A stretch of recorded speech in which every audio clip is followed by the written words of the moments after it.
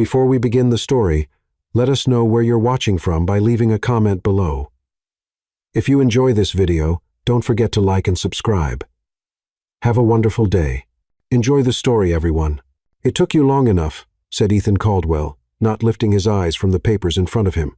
With all due respect, sir, it was a 25-minute ride from the restaurant to this building. Considering the traffic, the rain, and the fact I came by bike, I made it on time. The delivery girl replied, firmly setting the bag on the table. The silence that followed was colder than the air conditioning. A few executives frowned. One of them coughed, trying to break the tension, but no one dared to speak. Ethan, the CEO, known as the ice brain of Wall Street, finally looked up from the contract. He stared at her with the cold eyes of someone used to judging the world through numbers and charts. "This isn't a fast food delivery," he said, opening the bag with a sigh of disdain. "We're in the middle of a crucial business meeting." The delivery girl, wearing a wet yellow t-shirt from the drizzle and a backpack still dripping, crossed her arms. "Ordering gourmet food doesn't mean it's going to drop from the sky," she said. One assistant let out a nervous chuckle. Someone kicked him under the table. Ethan frowned. "Do you have any idea how important this meeting is?" "Not a clue, but I do have a feeling rich people get grumpy when they're hungry too," she replied, standing her ground. Ethan looked at the young woman a little longer than he meant to. She wasn't the type to shrink in front of authority. Her eyes were sharp and unafraid, though the tired circles beneath them and her calloused hands, still holding her helmet, told another story. He picked up a bound document. Its pages were filled with technical Mandarin characters and notes. "You talk a lot. If you're so smart, help us out. Translate this," he said sarcastically, dropping the bundle on the table with a loud thump. "Go ahead, give it a shot." Everyone turned to her. Some were curious, others clearly amused. She blinked, took a deep breath, and instead of backing off, stepped forward. "May I take a look?" Ethan pushed the document toward her, still surprised she dared to meet his eyes like that. She flipped open the first page and read in silence for a few seconds. The directors exchanged looks, hiding smiles. One of them whispered, "She'll give up in 3 seconds," but she turned to page 2, then page 3. She pursed her lips, pointed to a section with her finger. "There's a mistake here," she said without looking up. "This character doesn't belong in a legal context. It's a business term.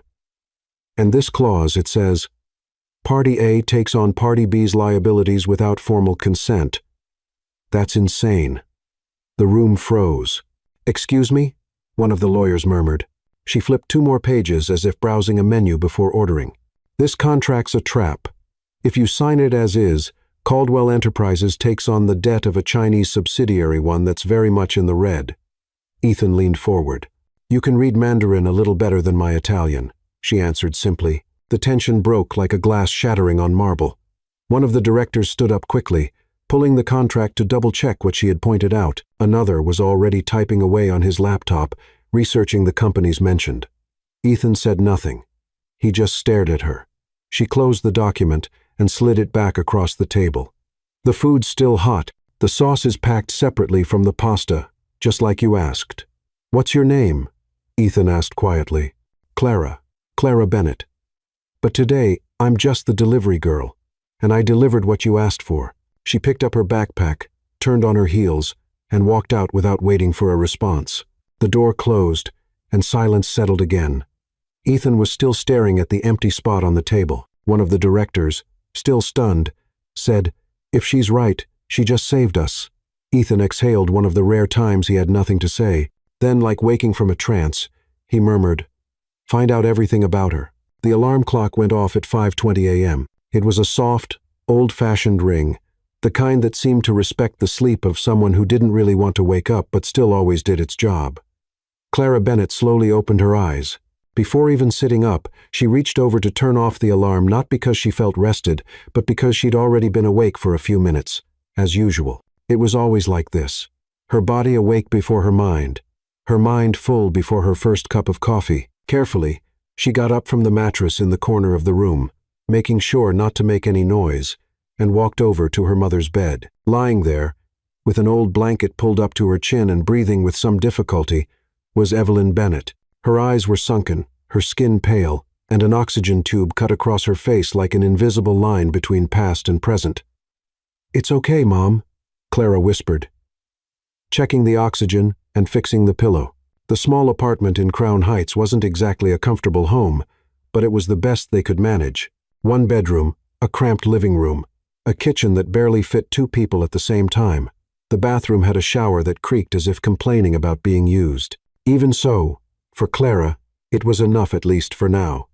She went to the kitchen, heated some water in the microwave, and stirred instant coffee in a cracked cup. She sat at the table, opened her fabric-covered notebook, and picked up a pen. Silently, she started copying sentences from the Russian grammar book she had borrowed from the public library. "Ya uchas doma," she repeated softly, almost like a prayer. Her books, all from used bookstores or donations, were stacked in the corner of the living room. Dictionaries, grammar books, classic literature, philosophy, technical manuals, an entire world built around a mind hungry for knowledge. Clara had studied for 2 years at Columbia University in a literature program with a focus on linguistics. She had the best grades in the class, well-received presentations, and even a guaranteed spot in an exchange program to Beijing. But then came her mother's diagnosis: advanced pulmonary fibrosis. The scholarship didn't cover medication, rent, or medical care. So, Clara made a decision few people could really understand.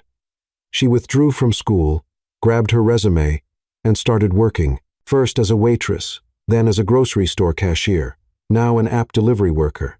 She had 3 different shifts depending on the day. She started early, stopped to take care of her mom at lunch, and went back out until late at night.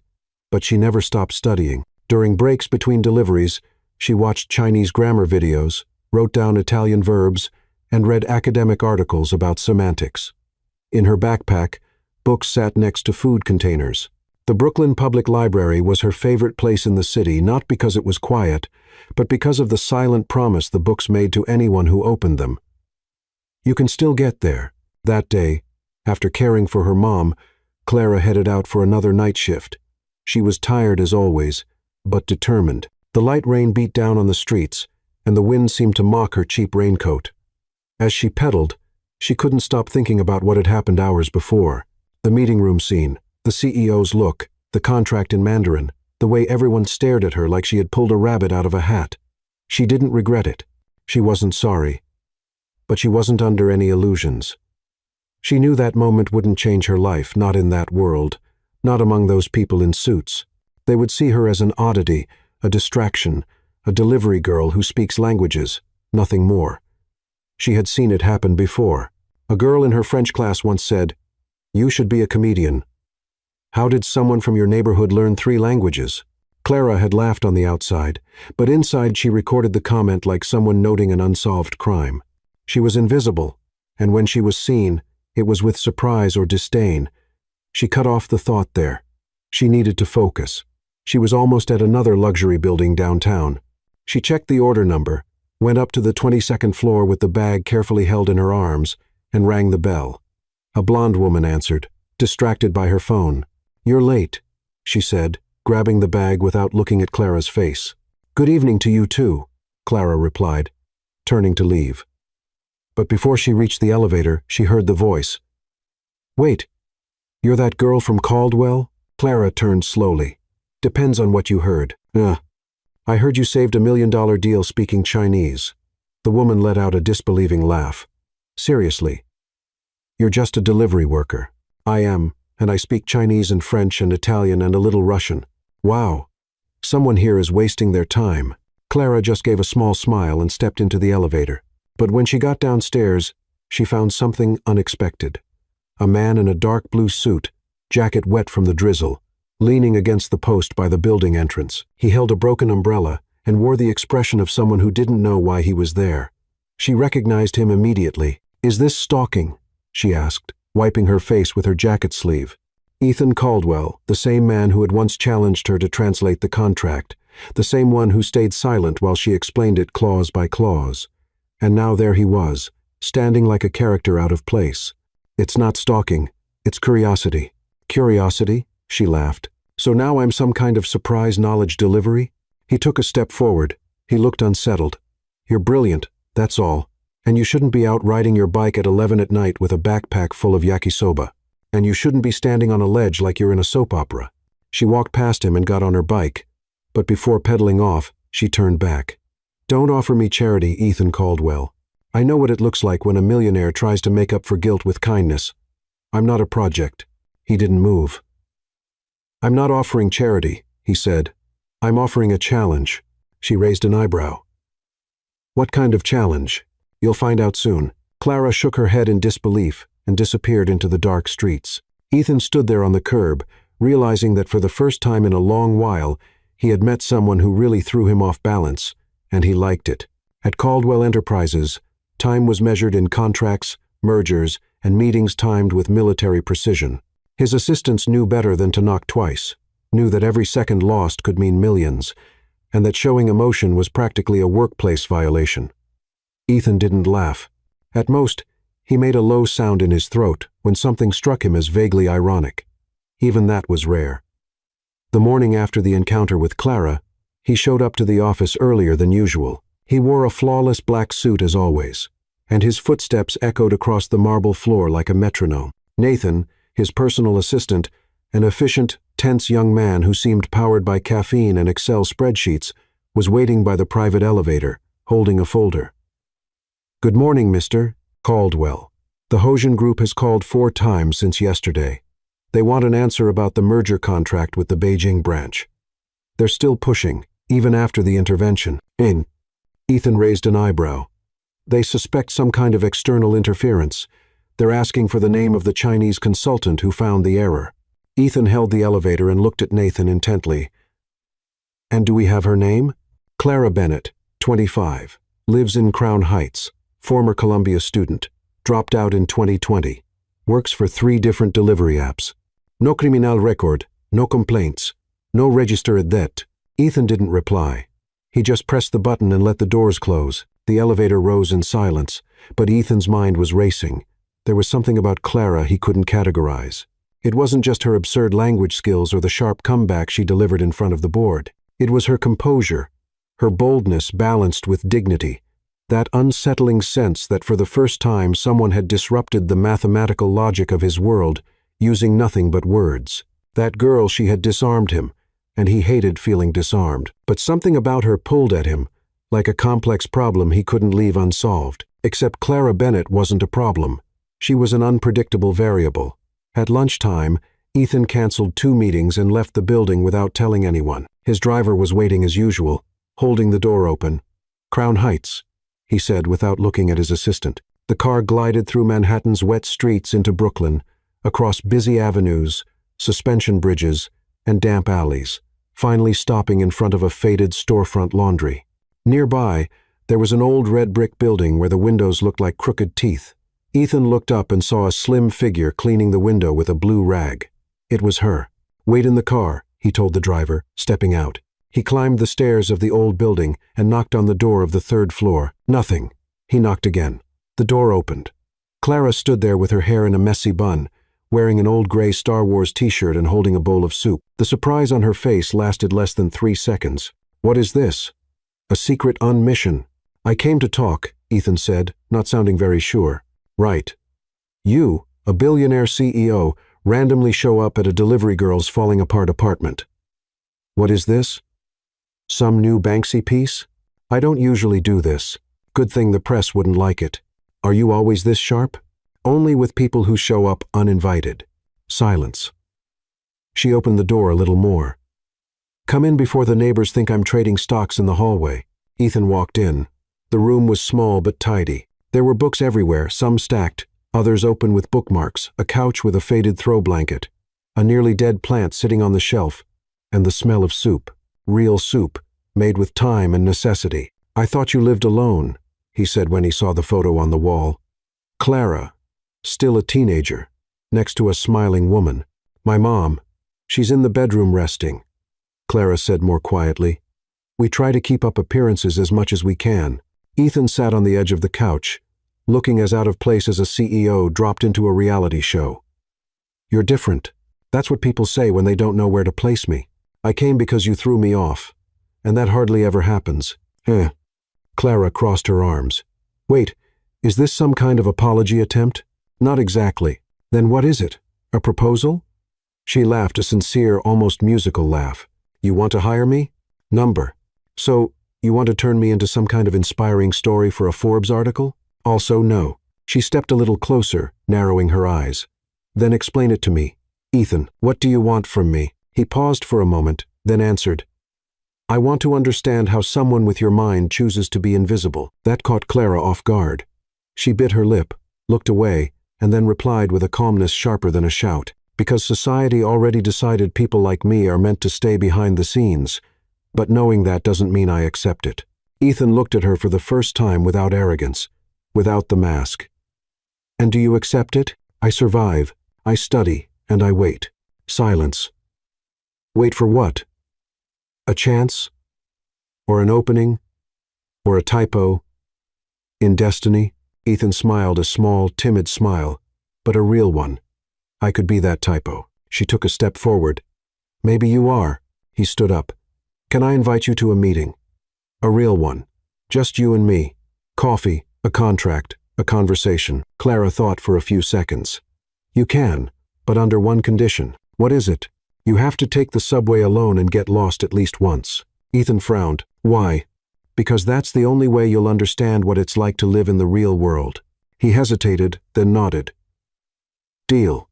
Clara held out her hand. It'll be fun watching you try to use a Metro card. He shook her hand, and for the first time in many years, Ethan Caldwell laughed. Not a polite laugh, not small talk, a real laugh. Ethan Caldwell arrived at the subway station at 8 a.m., rush hour in New York, wearing a dark tailored Italian suit and holding a single-ride ticket like it was an ancient artifact. He looked around as if he'd been dropped into a social experiment. He tried to go through the turnstile with the card facing the wrong way. First try, nothing. Second, still nothing. On the third try, an impatient woman behind him said, "Flip the card, Wall Street." He flipped it. It worked. 30 minutes later, Ethan was climbing the steps of the Brooklyn Public Library, where he had scheduled the informal meeting with Clara. She was waiting for him on the steps, notebook on her lap, and a cup of coffee in hand. She wore worn-out jeans, a faded hoodie, and had her hair tied up with a pencil. When she saw him, she smiled with her mouth but teased him with her eyes. You're sweating. Did you get robbed, or just take the wrong train? Almost got swallowed by a saxophone player in the car, Ethan said, adjusting his tie with wounded pride. But I think I survived. Congrats. She stood up. First lesson of the day, the real world has heat, noise, and cranky people. Getting through it is a free MBA. They went inside the library and picked a table in the back, between tall bookshelves and a wall outlet that only worked if you wiggled the cord just right. Ethan opened a folder. I looked over some information about you. Already sounds creepy.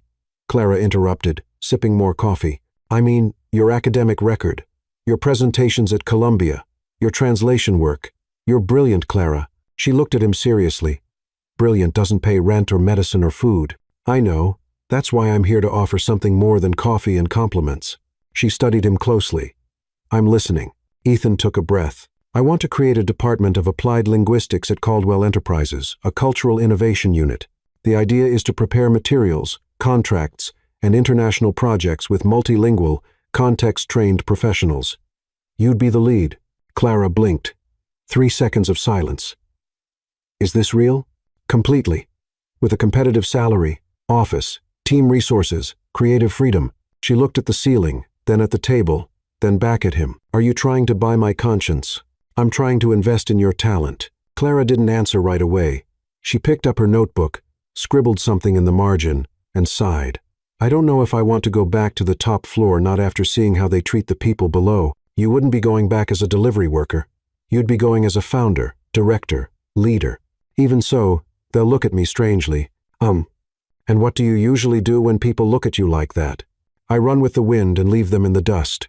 Ethan smiled. Do you accept? Not yet. I'll think about it. I need to talk with my mother, my books, and my intuition. They get a vote. Fair enough. They stood up together. Before leaving, Ethan hesitated. Would you mind if I came with you on a delivery? She raised her eyebrows. You in a tie? Climbing stairs with yakisoba? I want to see what you see from down there." She crossed her arms, thinking. "All right, but don't complain if the elevator is broken. Deal." That afternoon, Ethan swapped his blazer for a borrowed sweatshirt and a ridiculously crooked cap. Clara almost took a photo just to have proof. "Do you know how to ride a bike?" "Number." "Then you get the backpack." The first building was an apartment complex in Williamsburg. 3 floors, no elevator. The customer came down in pajamas, took the food without saying thank you, and went back up without a word. "This is the basic level," Clara said. "You deliver, you smile, and you get ignored. Training complete." At the second address, a woman complained the soda didn't have ice. "I'm the delivery person, not the maker of clouds," Clara answered, politely sarcastic. Ethan was quietly amused. This was another world, but it was at the third stop that everything changed. An elderly woman opened the door with trembling hands. The apartment smelled of incense and mint. She smiled when she saw Clara. "My little language angel. Mrs. Lucinda, it's good to see you. Here's your chicken with rice. You know I only order this because you always bring it with a smile. The others just drop it at my door." "Don't say that. There are plenty of good people out there." The woman turned to Ethan. "And you, her boyfriend?" Ethan cleared his throat. "No, a coworker. Too well dressed to be a delivery guy. But I like your eyes of someone who's cried in secret." Ethan had no answer. "Thank you, Clara. You always make my day better." They left the building in silence. Clara pushed her bike slowly. Ethan walked beside her. "She calls you her language angel." "She does, but I'm not. You make people's days better, Clara. Even for those who don't notice. I just deliver food." "Oh, you deliver more than that. You deliver presents." Clara glanced at him. "You're being too sentimental for a CEO, and you're too sentimental for a rebel." She laughed. "Then we're even." By the end of the day, Ethan was exhausted. His shoulders ached, his feet tingled, but he didn't want to leave. He felt he had discovered a new world, a world where numbers didn't explain everything. And Clara, this invisible girl who changed things without making noise, she was the bridge between those two worlds. The next morning, Clara showed up at Caldwell Enterprises unannounced. She wore a simple blazer, jeans, and sneakers, hair tied back with a pen as always. She walked in, past the front desk with a temporary badge, and went up to the 47th floor. When the elevator doors opened, all the executives looked at her like they were seeing a UFO. She walked straight to Ethan's office. He stood up, surprised. "Clara, I thought about what you said, and I accept, but with 3 conditions." "Which ones?" "A fair salary, real autonomy, and an office with a view." Ethan smiled, facing east or toward the sunset. "Doesn't matter, as long as they don't put me in the basement again." He held out his hand. "Welcome back to the top." She shook it firmly. "Only if it's to change the rules of the game." "Oh." And at that moment, without anyone realizing it, Clara stopped being invisible and quietly became the most important piece on that board. Clara Bennett's first day as director of the new Applied Linguistics Division at Caldwell Enterprises felt like something out of a corporate comedy, the kind where no one really knows who's in charge, but everyone pretends to. By 8:45 a.m., she was already seated in her new office with a view of the East River. The chair was too soft, the desk too big. The coffee, though, was as weak as anywhere else in the city. She wore a second-hand black blazer, worn but polished shoes, and a bracelet her mother had made with colorful beads. On the desk, 3 pens, a notepad, and a nearly empty water bottle. In her head, a flood of thoughts. At the door, Nathan appeared. Ethan's nervous assistant, standing like he'd swallowed an entire code of conduct. "Miss Bennett, good morning. Here's your schedule. You have a video conference with the contracts department at 10 a.m. and a meeting with the tech team at 11:30. They also suggested you review the file on the M&S Imports proposal, which is supposed to arrive today for negotiation. Ethan asked that you keep a close eye on everything." Clara raised an eyebrow. "M&S Imports? Isn't that the Asian conglomerate that tried to trick you last year with a hidden clause?" Nathan looked surprised. Yes, exactly. But how did you know that?" "I read the report from their last attempt. It was misfiled. I found it last night while digging through the internet. The folder was in Human Resources, probably by accident or sabotage. Who knows?" Nathan looked at her like he had just met a talking panda. "Well, good to know." She gave a half smile. Breathe, Nathan. You always look like you're 5 seconds from bursting." He gave a nervous smile and walked out. Clara turned back to the screen. She opened the incoming files and started reviewing the M&S imports documents. They were in simplified Mandarin with some terms mixed in from business Cantonese, clearly done to make automatic translation difficult, but she read them like someone enjoying a good recipe book. A little after 11, Ethan appeared at the door. He wore a light gray suit and a cautious expression. "I saw you access the HR system at 2 inches the morning." "Yes, and before you ask, it wasn't espionage. I just like digging in the drawers no one cleans. And did you find anything?" "I found a hidden clause in MS's new contract. If we sign it, we lose the right to unilaterally cancel in case of currency fluctuations, which would basically tie us to them for 5 years, even if the dollar crashes." Ethan frowned. "That clause wasn't in the English version." "Of course not. They wrote it so it only shows up in the combined character version. It's a tactic known as Louis Kangwan, hiding clauses through cross-referencing. Very rare and very sneaky." Ethan leaned against the door frame, arms crossed. "And you caught this on your own?" "With some coffee and the leftover frustration of being called just a delivery girl." Silence. Ethan studied her for a moment, then nodded. "Go to the meeting at 3. Bring this with you. Don't hold back. I thought that was your job. Today it's yours." "Oh." At 3 sharp, Clara walked into the Caldwell Towers meeting room with a tablet in hand and a calm expression. The M&S executives were already seated, 3 men in expensive suits, fake smiles, and shiny leather briefcases. The company's official translator was seated beside them, but Clara didn't let him start. "We can do this in Mandarin if that's all right with you." The 3 looked at each other.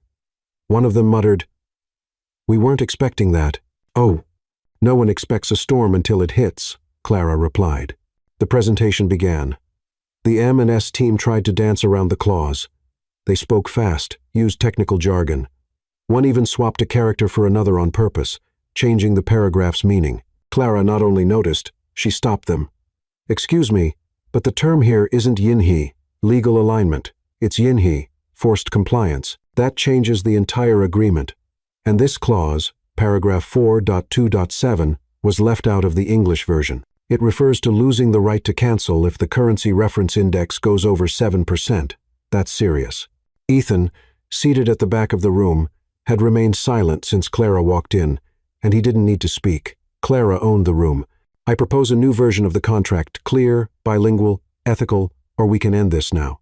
The 3 M&S executives exchanged looks. One closed his folder. Another simply said, "We'll be back with a different proposal." They left the room, visibly frustrated. The rest of Caldwell's board turned to Ethan as if looking for confirmation that this really just happened. He stood up slowly, walked over to Clara. "You shut them down with 1 sentence and 2 paragraphs. I just read what was there without fear and pointed out what no one wanted to see." "There's a name for that," Clara said. "It's called functional invisibility. We see what the powerful don't because we live on the floor where the crumbs fall." And Ethan didn't answer right away, but as he left the room, he turned and said, "You just saved this company from losing tens of millions. And are you giving me a bonus for that?" "No, I'm giving you a bigger challenge." "Typical." She smiled. So did he. In the days that followed, Clara became a hot topic in the company hallways. Some called her a hidden genius, others Brooklyn's prodigy.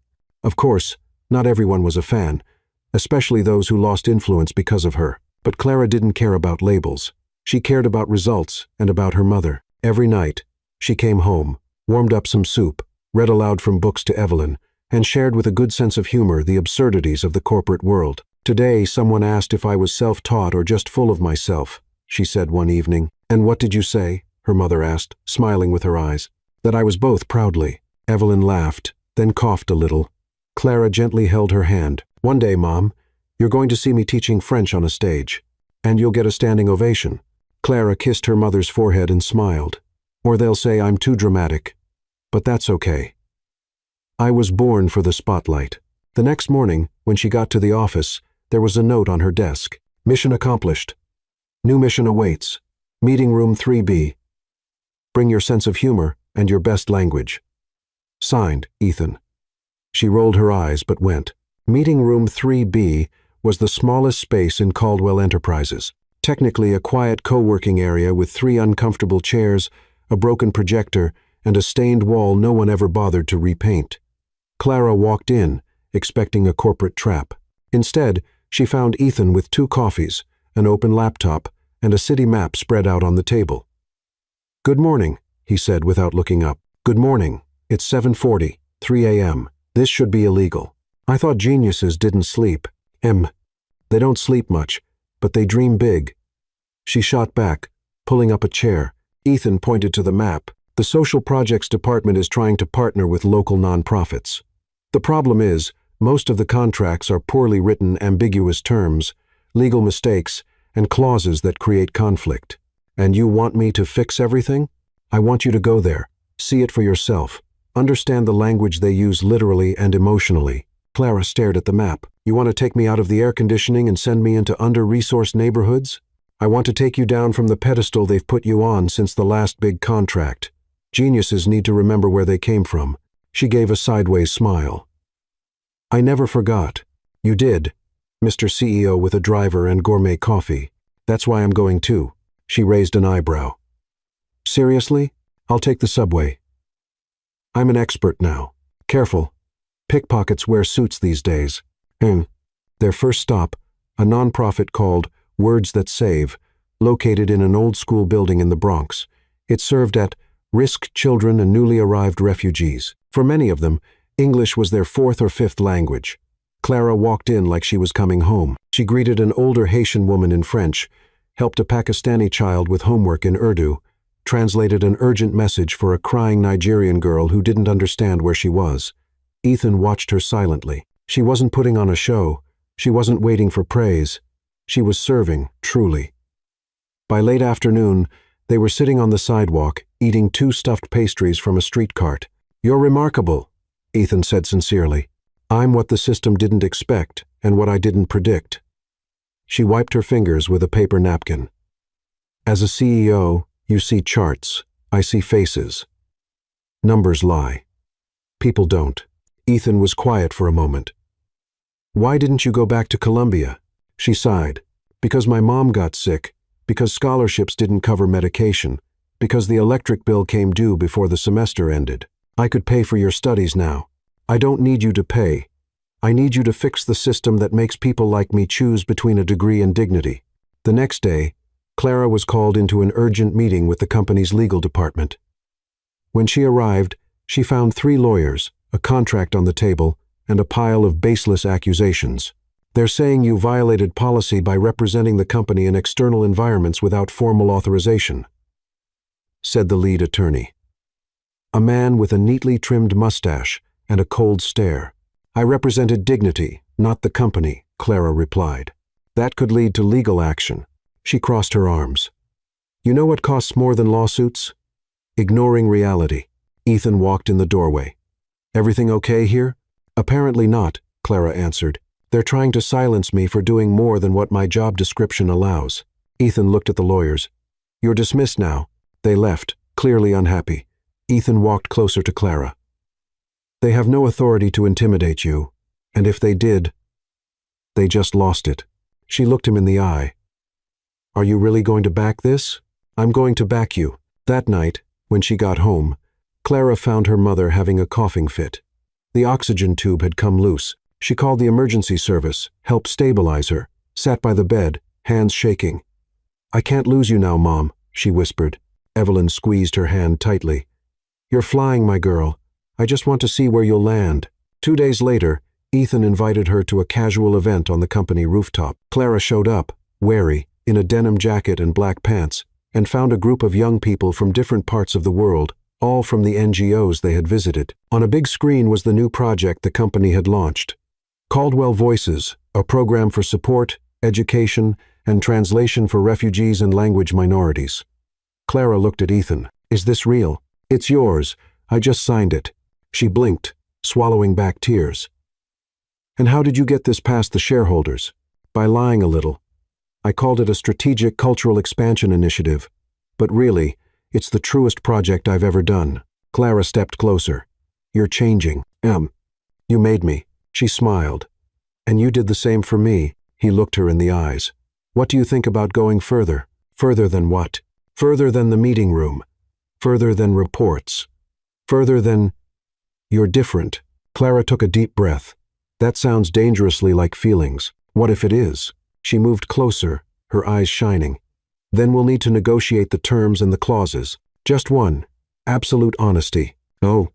They smiled, and in that moment, with no signed contract, no witnesses, no badges or suits, they made the biggest agreement of their lives. A group of young people came over shyly. Are you the girl from the project? Asked a girl with colorful braided hair, maybe around 12. Clara crouched down and smiled. I'm one of them, but you all will be the stars from now on. The girl smiled, holding a flyer with Your Voice Matters in 5 languages. Do you speak all of these? I speak a little, but what matters is listening. The girl gave a thumbs up. You're nice, just like my teacher in Ethiopia. Clara laughed. That's an honor. I hope one day I deserve that comparison. The child ran back to the group. Ethan, beside her, watched with an expression he rarely showed. Genuine calm, not the kind that comes after a signed contract, but the kind that only comes when you know you did the right thing. I wonder, he began, holding an iced tea, how something that started with lunch on the sidewalk can turn into a global project. It starts with pita bread and ends with courage, Clara said. And a little insomnia and anger at the system. And lots of faith, she added, looking at the sky. Faith too, but faith with action. He nodded. Can I ask you a hard question? You already started. Do you believe in me? She slowly turned to look at him. No, not yet. Ethan seemed hit by those words but didn't back away. Fair. And what do I need to do to change that? Stop doing things for show and start doing them for purpose. And will you know the difference? Clara gave a small smile. I always know. Later, when they returned to the company building, the two of them got stuck in the elevator because of an electrical failure. They spent 37 minutes with alarms, emergency calls, and awkward silence. This is new, Ethan said. Stuck here with you. No network, no reports, no one to save. Do you always try to save someone? I've always tried to save myself, to be honest. Clara leaned against the wall of the elevator, arms crossed. And is it working? I don't know, but today I don't recognize myself as much as yesterday. And that might be a good sign, or it might be an existential crisis. Have you ever thought about being a motivational speaker? I once thought about being an astronaut, if that helps. They both laughed. The elevator jolted slightly. Ethan stepped a bit closer. You know, this whole project, this mission, this change, it wouldn't have happened without you. I know, and that's exactly why I'm still here. What do you mean? Because if I leave now, I lose the chance to change the top. But if I stay, I risk becoming what I fought so hard against. Ethan looked at her seriously. I won't let that happen. She turned her gaze away. You can't promise that. No, but I can fight beside you. Info. The elevator came back to life with a jolt, and the lights came on. The doors opened, but the two of them stayed there just a moment longer than necessary. The next evening, Clara went back to visit the Words That Save NGO. It was the graduation for a small group of young refugees who had learned English and were getting ready to enter public school the following semester. She was called up to hand out the certificates. At the end, one of the students, a 16-year-old girl named Lila, read a note written with help from the volunteer translator. When I got here, I didn't even know how to say hello. Now, I want to become a lawyer because the lady who spoke like me made me believe I can. Clara held the paper and cried without fear, without shame. Evelyn, her mother, watched from the front row with an oxygen tank beside her and a look of pure pride. At the end of the event, the two of them hugged. I saw you shine, my daughter, Evelyn said. It was just a spark, but even the sun starts that way. Later that day, back at home and changing clothes, Clara got a message from Ethan. Tomorrow, rooftop, 8 a.m., facing east, bring courage. She looked at herself in the mirror. For the first time in months, she liked what she saw, not because of the clothes, not because of the hair, but because of the woman standing there. Whole, she smiled and replied, I'll be there. She laughed to herself. She knew something important was coming, but she had no idea what he was about to say, or how it would change everything. The sky over New York was turning orange when Clara arrived at the rooftop of Caldwell Enterprises. It was cold but pleasant, the kind of morning that felt like it wanted to whisper good news to anyone who'd listen. She wore a beige coat tied at the waist and worn-out boots that had survived more than 60 miles of biking around the city. Her hair, pulled into a loose bun with a blue pen, moved gently in the breeze. Ethan was already there. He wore a light blue shirt, no tie unusual for him. He was alone, leaning on the glass railing, watching the traffic below like he was trying to decode a hidden language. On a small round table, 2 cups, jasmine tea, and a brown folder with the company seal. Clara approached slowly, cautious like a stray cat near fresh food. "Good morning. I hope this surprise invite doesn't involve corporate bungee jumping." "Not this time," Ethan smiled, "though I did consider hiring a jazz band just for effect." She sat down. "All right, you win for dramatic build-up. Now, let's hear it." Ethan slid the folder toward her. "Read it." Clara opened it. Inside was a 2-page contract, straightforward. No fine print, no legal traps. She read it silently, eyes scanning every line with the focus of a magnifying glass. Then she looked up. "You're kidding me, right? I've never been more serious. This is an offer to become the company's vice president of social innovation." "Exactly. This is insane." "I agree. I'm young. I don't have a degree. I'm not part of the corporate circle. That's exactly why I want you." She ran a hand through her hair. "Vice President Ethan, isn't it too soon? You think in ways no one here does. You read where others skim. You translate what others overlook. And most important, you feel. And you teach others to feel too. That's not a title. That's a minefield. And you're the only one who can walk through it without blowing it up." Clara let out a dry laugh. "What if it all goes wrong? Then it's on me." She looked out at the view. "You know this won't go over well, right?" "Of course. The shareholders will call me crazy. The executives will roll their eyes, and the press will say I fell for a delivery girl and gave her a title." She looked him in the eyes, serious. "And did you fall for me?" Ethan held her gaze, thought before answering. "I'm learning to admire deeply. As for falling, maybe I'm on my way. But if I am, I want to do it right." Clara looked away. "This changes everything, or starts everything." She closed the folder. "I need time. You have until the end of the week." "That's generous. I pretend to be fair when I want to look human. And you want to look human with me." I want to be human with you." Clara smiled. "You're starting to learn the right words. But you still miss the tone." He laughed. And for the first time in a long while, he looked at ease. That afternoon, Clara went home with her head spinning. Evelyn was in the living room, watching a Venezuelan soap opera with auto-generated English subtitles. "I can tell you've got that look, like someone just made you a scandalous offer." "It's not scandalous, but it's risky." What is it?" Clara sat down and told her everything. The offer, the VP title, the board's likely reaction, the risk. Evelyn listened silently. When Clara finished, she simply said, "Take it." "Just like that?" "Sweetheart, you've spent your whole life waiting for a crack in the door. Now it's open. Walk through it with both feet before they shut it again. And if they tear me down, then you rebuild. But at least you won't blame yourself for hiding." Clara took a deep breath, and in that moment, she decided. 2 days later, she showed up at Ethan's office with an envelope in her hands. He saw her come in and stood up. "Already? You gave me until the end of the week. But I'm impatient." She held out the envelope. "This is my answer." He opened it. Inside was a single sheet of paper with one handwritten sentence. "I accept. But just so we're clear, I'm still a deliverer of essence. Note: free. When?" Ethan smiled. "Is that supposed to be poetic?" "It's a warning. I haven't changed. I've just expanded." He held out his hand. She shook it. The news about the new vice president sent shockwaves through Caldwell Enterprises. Business websites called it the boldest HR move of the decade. Society columns speculated about a secret romance. Financial analysts questioned Ethan's sanity, but none of them knew what was really happening inside. Clara stepped into the role with ease. Meetings flowed more naturally. Social projects became central. Young talent found their voice, and the company's culture started to shift slowly but clearly. Some called her an outlier, others a miracle. Ethan knew she was both and more. One evening after a charity event, the two of them found themselves alone on the balcony. They were dressed in formal wear, but there was something unguarded about both of them.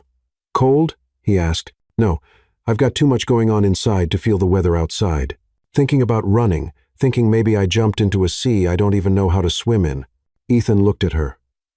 "If you start sinking, I'll jump in after you. And if I pull you down with me, then we go down together, but at least we tried." Clara smiled. "That sounds dangerously romantic. I wouldn't do that. Not yet. Not while you're still building wings. What if I'm already flying? Then teach me." They looked at each other for a long moment, but there was no kiss. Not yet. It was too soon for that, but too late to go back. And so, with one signature and a leap into the unknown, Clara Bennett, former delivery worker, daughter of a retired nurse, self-taught language lover, became one of the most unexpected leaders in New York's corporate world. But the biggest revolution was still to come, and it would come from where no one expected. Clara Bennett's appointment as Vice President of Social Innovation at Caldwell Enterprises seemed at first like a bold and inspiring move, but within a week, it became fuel for a behind-the-scenes fire. Meetings were interrupted by sideways glances. Executives whispered in the hallways like they were trading secrets. Reports started showing up late. Strategic meeting invites just happened to miss the new VP. Clara noticed everything. She'd already lived through the poisonous silence of social exclusion in classrooms, diners, and hospital lines with her mother. That look that says you don't belong was all too familiar, except now it wore a Hermes tee. "Feel the tension?" whispered Nathan as she crossed the executive floor. "Yeah. Feels like someone let a political onion rot into the carpet." "They're nervous, Clara. No one thought you'd last beyond 2 lattes and a LinkedIn post. Now that you're actually changing things, the games have started. I've played this game before. Back where I grew up. We called it silent humiliation." Nathan hesitated, then leaned in closer. "If you need an informant, I'm in. I like a little danger. And they don't pay me nearly enough to pretend I'm neutral." Clara laughed. "Is this our first corporate resistance alliance? If it is, I want a code name, something like Operation Yakisoba." "Oh." She tried to stay serious but ended up laughing for real. The next morning, a meeting with Caldwell's external investors had been scheduled. Ethan couldn't attend. He was away at an international forum, leaving Clara to lead the presentation. She arrived early, well prepared with graphs, data, and a carefully written pitch. The room was filled with men in suits and 2 women, one clearly bored, the other looking at Clara like she was a confused intern. During the presentation, she was interrupted 3 times. The first, they questioned her formal experience in management. The second, they implied that social results might just be an inefficient trend. The third, they chuckled when she mentioned a project developed in partnership with a nonprofit in an underserved neighborhood. Clara took a deep breath. She didn't lose her composure. "I understand that my presence here makes some people uncomfortable," she said firmly. "I didn't come from Harvard. I don't have an MBA from Switzerland, but I know the ground you've never walked on, and that's where this company meets vision." Silence. And more than that, innovation isn't about preserving the status quo. It's about breaking patterns that only benefit the ones already seated at the table. And I built my own chair. The woman who had looked bored finally raised her eyes and smiled a subtle smile, but real. After the meeting, Clara walked out with steady steps. She still felt the weight of their judgment but carried something stronger. Conviction. Hours later, Nathan showed up in her office with a folded piece of paper. "Fresh information. I just heard it in the break room. One of the directors, Mr. Langston, is trying to organize a motion to limit your authority over social initiatives. They're coordinating by email, but using code names to make it harder to track." "Code names?" "Exactly. You're the variation. Ethan is the misstep." "Oh, how creative. Want me to hack it?" "Number, let them waste energy scheming. Meanwhile, we deliver results."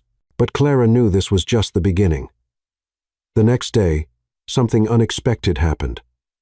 As she was leaving the company, she was approached by a short woman with neatly cropped white hair and a dark green dress. "Clara Bennett?" "Yes. I'm Margaret Norrington, director of the Urban Life Foundation. I read about you in the city paper. We need to talk."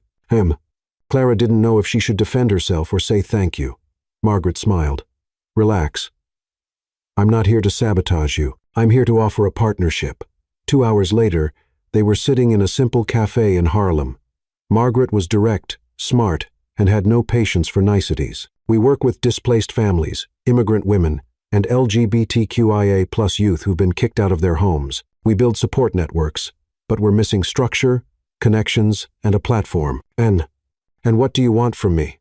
I want you to use your new position to open doors. We have the impact, you have the access." Clara thought for a moment. "I'm in, but with one condition." "Which one?" "No decorative charity. If Caldwell uses our image, the change has to be real." Margaret extended her hand. "We have a deal." When Clara got back to the office, she was excited. But she was met with an email titled, "Skills Review, Sector Restructuring." Inside, a cold message. "Based on recent performance feedback and concerns about decision-making centralization, we ask that the Social Innovation Vice Presidency now report directly to the Executive Board." Translation: they were trying to strip Clara of her authority. In practice, it was a power grab. She closed the laptop, looked out the window, and sent a short message to Ethan. "They're playing dirty. We need to talk when you're back." Minutes later, he replied with a voice message. "Hold on. I'm at the airport already. We're going to turn this around." But Clara didn't wait. The next morning, she called an emergency meeting with the project leaders, partner directors, and 3 representatives from NGOs that had received company funding in recent months. The room was packed. "I know I'm not the traditional leadership profile here, but I'm not here to please investors. I'm here to make change. If they try to cut this bridge, the city loses." She showed data, videos, testimonials, social impact metrics. In the end, they gave her a standing ovation. That was when Langston walked in. Silence. He looked uneasy. "May I speak?" he asked, trying to sound calm. "Go ahead." Clara replied, "This is all nice, but the real world requires balance. Our company has to think about profit. Profit without conscience is just theft in a suit." She shot back. Some people laughed. Langston swallowed hard and left. Hours later, Ethan came into Clara's office. "I saw the video of the meeting. It was already circulating before I landed. You shut Langston down with one sentence and an infographic, and yet he's still here. Not for long. I just came from the board, and I brought you a present." He handed her an envelope. She opened it. It was an official letter from the board, reversing the limitation on her role and confirming her full authority as vice president. Clara smiled. "We won the first battle. And now we build without asking permission." That night, Ethan walked her to the subway. No armored cars, just 2 tired, happy people in a city that crushed them in different ways, and now had brought them to the same platform. "Did you notice?" he said. "What?" "We're becoming an example. There are people out there starting to believe because you're at the top. That's dangerous. That's necessary." She looked at him sideways. "Are you still in transit?" "About what I feel about all of this." Ethan took a deep breath. "I think I'm already at my destination. I just don't know if you'll be waiting for me at the exit." She smiled. Anyone who's walked in the dark knows the value of the light. A light rain was falling over Brooklyn when Clara got off the subway that Saturday morning. It was supposed to be her day off, at least in theory, but someone like her couldn't just stay home when there were people who needed help.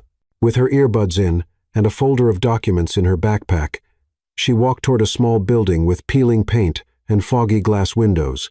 That's where Mrs. Isabella lived, a 8-year-old immigrant from Ecuador who sold empanadas in the park, and for the past 2 weeks had been facing eviction over a lease she barely understood because it was written in legal English, full of hidden clauses. "It's like I signed without even knowing," the woman had said the last time they met. Clara looked into the case on her own. She discovered that the building's new owner was a real estate investment fund that bought old properties and pushed out vulnerable tenants by exploiting loopholes in their leases. Isabella had until today, 2 p.m., to appear before a judge in small claims court. It was 1:27 p.m. Clara walked into the courthouse with a racing heart and wet shoes. The courtroom was full. Isabella, hunched in a corner, held a plastic folder with crumpled papers and a crucifix in her hands. "I'm here," Clara whispered, sitting down beside her. "They have a lawyer. I don't. I'm going to lose. Not with us here." "Us?" Clara looked around. She was the only one who'd come, but that didn't matter. "I brought a dictionary, a few laws, and a little courage." That'll have to be enough. At 1:58 p.m., the case was called. The attorney for the real estate group was young, well-dressed, and carried a thick folder of documents. Your Honor, this is a straightforward contractual matter. The tenant, by signing the agreement, waived the automatic renewal clause. We're simply enforcing what was agreed upon. Clara stood up. Your Honor, with your permission, I'd like to speak on behalf of Mrs. Isabella. The judge, a gray-haired man with an experienced look, raised an eyebrow. Are you an attorney? No, I'm vice president at Caldwell Enterprises and a specialist in multilingual contracts. I've personally reviewed this document, and there are serious issues. The opposing attorney chuckled softly. This isn't a press conference, nor is it a circus, Clara replied, but the lease in question contains vague language and was provided only in English, although the tenant primarily speaks Spanish. The key clause is printed in small font, with technical terms that were never explained. That goes against the basic principle of good faith in contracts. The judge raised an eyebrow. Do you have evidence? Clara pulled a file from her backpack. Stapled pages marked with yellow highlighter, along with a copy of the lease, full of notes. Here, It Island. I compared it with the city's standard lease template and prior rulings in similar cases. This document is written in a way that confuses, not clarifies. The room went quiet. Even the opposing lawyer seemed thrown off. In addition, Clara continued, we have testimony from neighbors and a transcript of the conversation where the agent said, just sign. It doesn't change anything. Isabella had no assistance. No translation.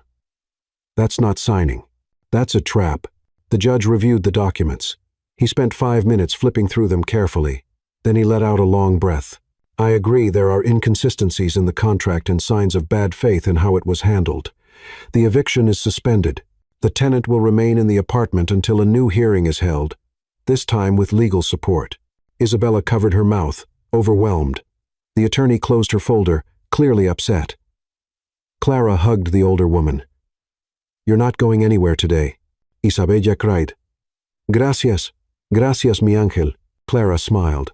I just translated what was already screaming in silence. When they left the courthouse, Clara didn't expect to see camera flashes, but they were there. Some reporter had been tipped off, maybe even by someone from the real estate group trying to expose the activist VP from Caldwell.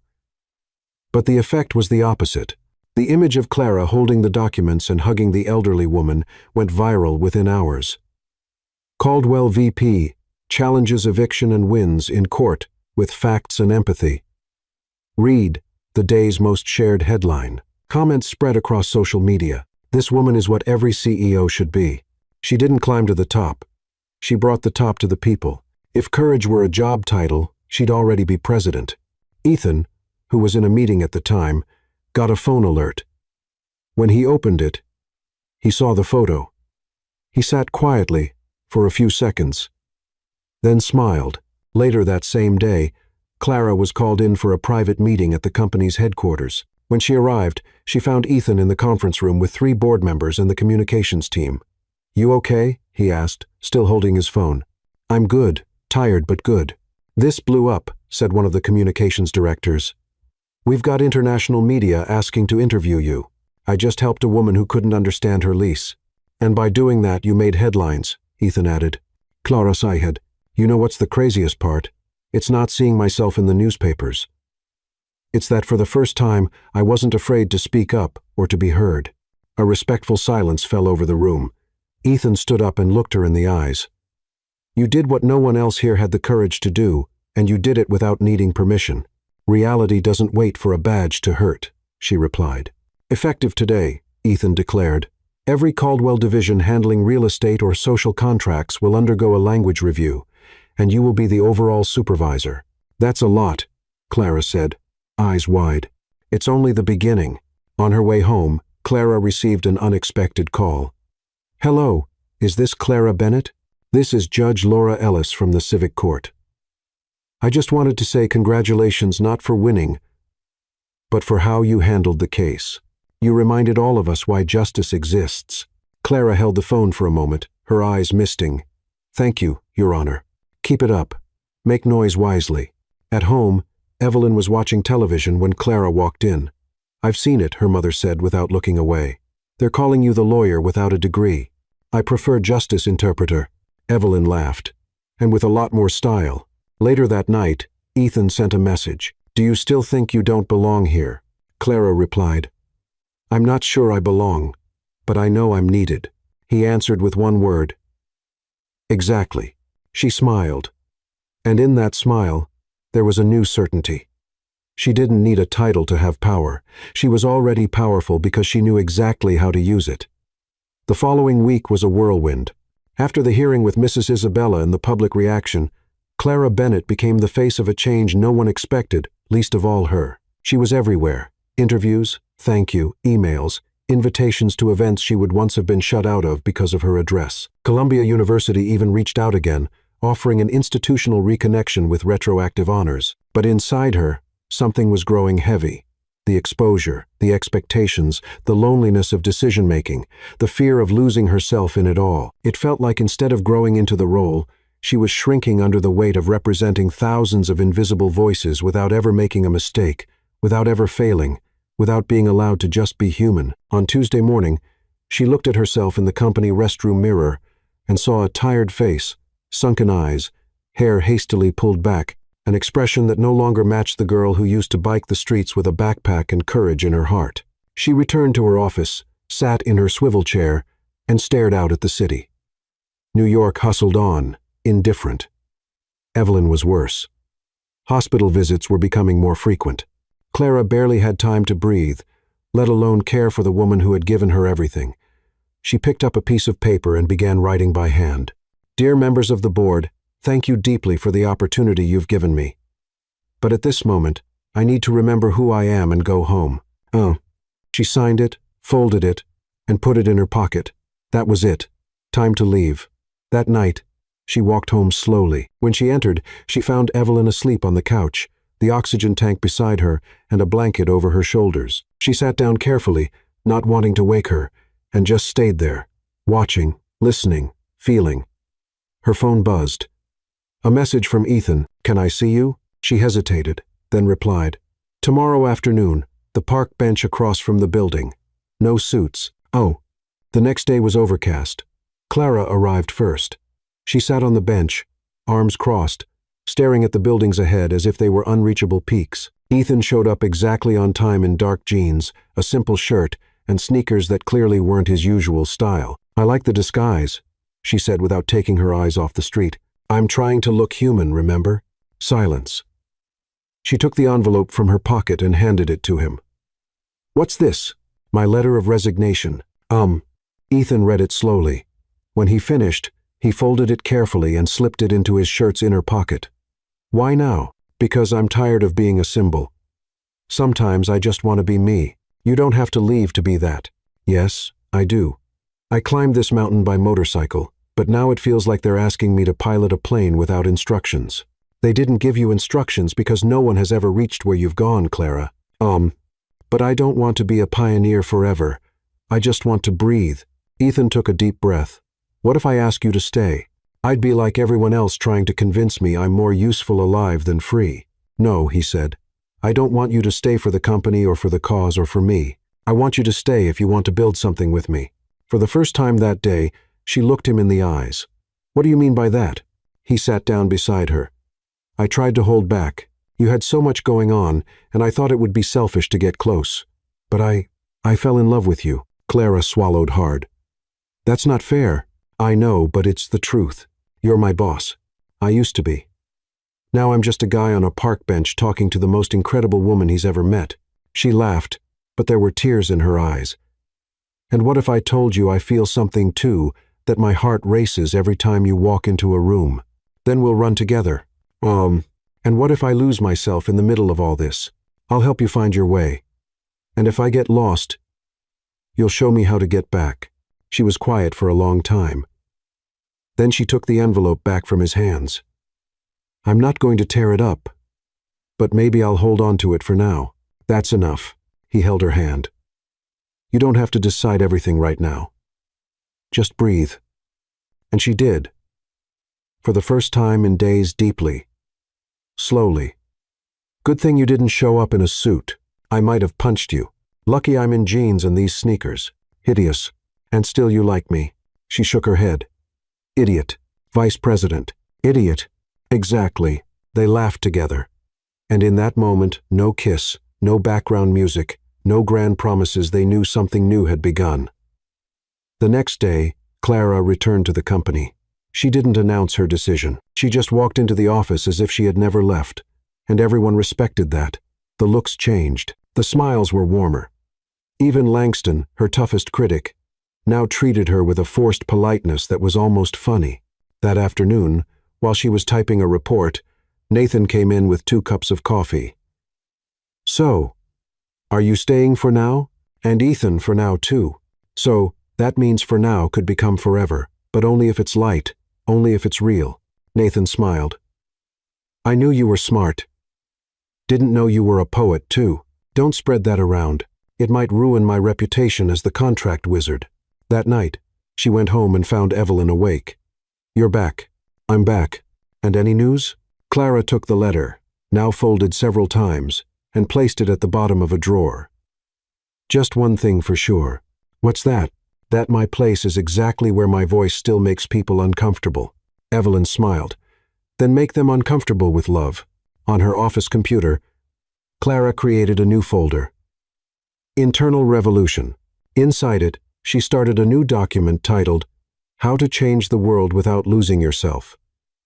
First line, start with a backpack, a dream, and a sharp tongue. Then, find someone who believes and never stop. It was a warm Friday in New York, not the kind of heat that melts asphalt, but the kind that comes with late spring, a heat that smells like hope. The trees in front of the Words That Save Foundation were blooming, and the whole neighborhood seemed to hum with quiet anticipation. Clara was nervous, more than she'd ever been in a board meeting or on television. The NGO was holding the closing ceremony for the Caldwell Voices program, the one she had helped create, shape, and expand. Now, 6 months later, it was the first graduation. In the audience, mothers with colorful headscarves, fathers holding up cell phones to film, young people in simple clothes, but with shining eyes. There were volunteer translators, posters in many languages, and a mural with flags from the countries represented. Haiti, Syria, Mexico, Ukraine, Nigeria, Bangladesh, Colombia, and in the middle of it all, Clara. She wore a dark blue dress with loose sleeves and her hair in a side braid, no heels, no heavy makeup. She wanted to show up just as she was, authentic, seen. She was there as a mentor and as living proof that breaking through the no-place barrier was possible. Next to her were Margaret Norrington, the NGO director, and 3 Caldwell board members. But Ethan wasn't there. He had traveled that week to a conference in Zurich. He had sent a message of support, but Clara felt his absence like a space left open in her chest. She tried not to dwell on it. "Ready?" Margaret asked. Clara took a deep breath. "I always was. People just needed to believe it." She stepped onto the stage, holding the microphone with both hands. The makeshift auditorium went silent. 6 months ago, this project was considered a risk. People said it was too much philanthropy, that young people from the margins don't want to learn languages, or that refugees don't have time to study. She looked at the graduates. "Today, you prove them wrong. You didn't just learn your teaching." One student, 17 years old, shouted, "You made us believe." She smiled. "And you gave me a reason to stay." "Oh." Just then, the back door opened quietly, without drawing attention. Ethan walked in. He wore a dark blazer and a white shirt, no tie, intense gaze, relaxed posture. He held an envelope in his hand. He stopped near the wall at the back of the room and simply watched. Clara continued, "My story may not be a typical one. I was a delivery worker. I was invisible. I was underestimated. But today, standing here with all of you, proves that even the top can learn to speak with a different accent." Again, applause broke out. People were crying. A woman stood up and said, "Clara, you're the voice we never had." She closed her eyes for a second, took a breath, and said, "And now I want to introduce one of the people who made all this possible, a man who, despite seeming arrogant and terrible at showing emotions, had the courage to take a risk and to change. Ladies and gentlemen, please welcome Ethan Caldwell." The entire room turned to the back. Ethan slowly walked down the center aisle. He nodded at a few people. He stepped up onto the stage without looking directly at Clara, not until the very last second. When their eyes met, time seemed to stop. He held the envelope tightly. "Good afternoon," he began, his voice calm and steady. "I didn't come here today as a CEO. I came as someone who learned from this woman beside me and from all of you. In the corporate world, we're trained to look at numbers, predict trends, hit targets, but none of that prepared me to meet a soul like Clara Bennett's." Clara swallowed hard. Her eyes welled up. Ethan went on. "She taught me that intelligence doesn't come with a zip code, that talent doesn't wear a suit, and that empathy might just be the most revolutionary policy of all. And that's why today I officially announce the creation of the Clara Bennett Institute for Social Linguistics. Yes, it will be part of Caldwell Enterprises, but it will have full independence, and Clara will be its founder, president, and project leader." The room erupted in applause, cheers, and whistles. Clara covered her mouth with her hand. The tears came freely. Ethan turned to her. "And if you accept, I want you to be not just the heart of this project, but its guiding light, the example you already are for so many people." She couldn't speak for a few seconds, then she picked up the microphone. "I accept." The roar from the crowd echoed against the walls. Clara and Ethan hugged a long, quiet hug full of meaning. She whispered in his ear, "That was a movie-worthy comeback, and the leading lady deserves a happy ending. We're not done yet. Then let's write the rest together." After the event, out in the courtyard of the nonprofit with kids running around, pictures being taken, and families celebrating, Ethan and Clara sat off to the side. "You know what's the craziest part?" she said. "I used to think my biggest fear was failing, but I think it was being seen. And now I see myself too." He held her hand. "There's something I haven't done yet." "What's that?" "This." And then he kissed her a gentle, quiet, honest kiss. No audience, no cameras, no script, just a kiss between two people who came from different worlds but ended up in the same place. In the days that followed, the story of the Clara Bennett Institute went viral. Television shows, speaking invitations, international interest, record-breaking donations. But Clara stayed the same. She still took the subway. She still visited Mrs. Isabella. She still brought her mom soup on Wednesdays. Only now she had a foundation and a partner. Ethan, in turn, stepped down as CEO a few months later, as he had already planned. He was ready for a new chapter, one with more humanity and more connection. At his final company meeting, he gave a simple speech. "They say love makes leaders weak, but if that's true, then I hope we're all weak, because only with love can we build something that truly matters." One night at home, Evelyn looked at a photo of her daughter on the nonprofit's wall and smiled. "You became everything I never dreamed of saying but always knew you were." Clara kissed her on the forehead. "I'm still your daughter. I just have more paperwork to sign now." Evelyn laughed. "And you kissed a CEO." "Oh, Mom, I saw it on television." They both burst out laughing.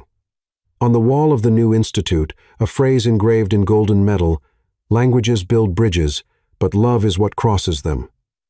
Signed, Clara Bennett. The day began gray in New York, not the kind of sky you'd hope for on a wedding day.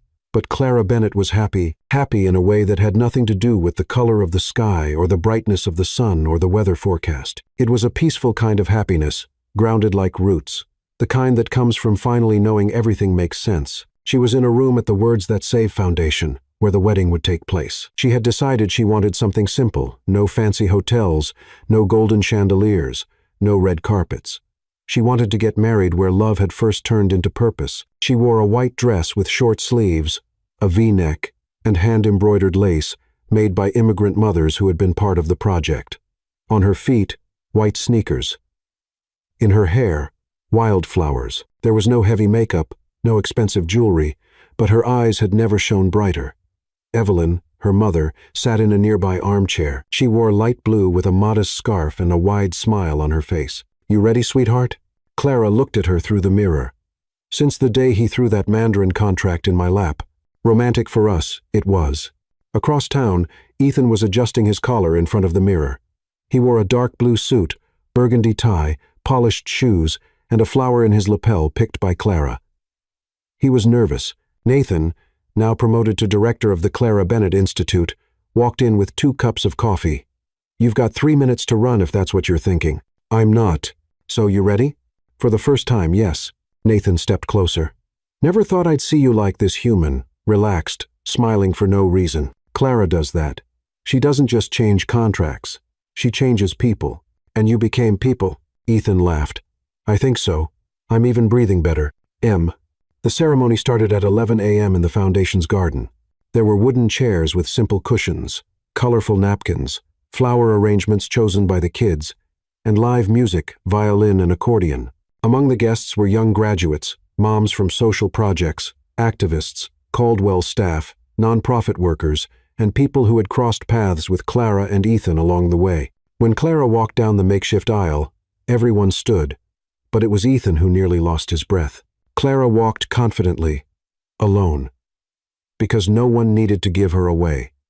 She was already whole. When she reached the altar, the two of them locked eyes for a long moment, like someone finishing a book and realizing they want to read it all over again. The officiant, a kind man with a Colombian accent, began. Today, we're not just celebrating a wedding.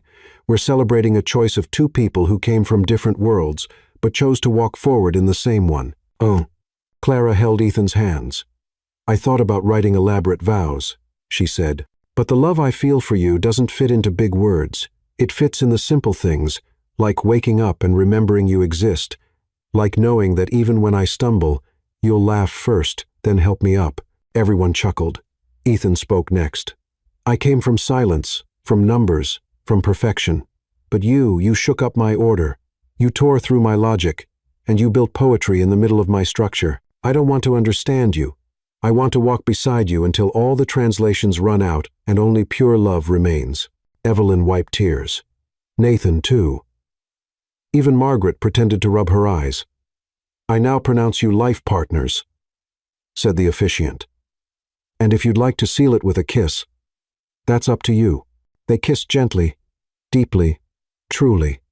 The reception was outdoors with food prepared by women from the project. Yakisoba, empanadas, falafel, tacos, jollof rice, a true union of flavors. The music ranged from fado to jazz, salsa, bolero, even K-pop. Clara danced barefoot. Ethan followed, missing steps, stumbling, happy. They couldn't stop laughing. Later in the day, they sat alone on the Foundation's front steps. So now we're officially, Ethan began, crazy married. I prefer partners in crime. He held her hand. Ready for the next chapter? What's that? Travel. We'll take a month. No work. Just us. You, me, and maybe a dictionary if you can't help yourself. I'm in, but on one condition. What's that? That we spend at least one night in a place where no one knows who we are, where no one says, there's the vice president, or that's the CEO turned activist. So what will they say? There go two crazy people in love. Ethan smiled. Deal. In the months that followed, the Clara Bennett Institute expanded to 3 cities. Over 2,000 young people were directly impacted. Universities started referencing the model. Companies began reviewing contracts with the help of social linguists. Even the UN invited Clara to speak at a conference on language and inclusion. But she hadn't changed. She still took the subway. She still answered messages from students, still laughed out loud, still wore a blue pen in her hair. And Ethan, he learned how to cook pasta and to listen without fixing. He learned to wait for answers and to understand silence. One night, lying on the couch with her head in his lap, Clara asked, Do you still think our worlds are different? I think our worlds collided and made a new one. Does it have a name? Love. That's cheesy. But you smiled. I did. On the wall of their home, a mural of photos and a sign that reads, Here we speak the language of courage with a heart-shaped accent.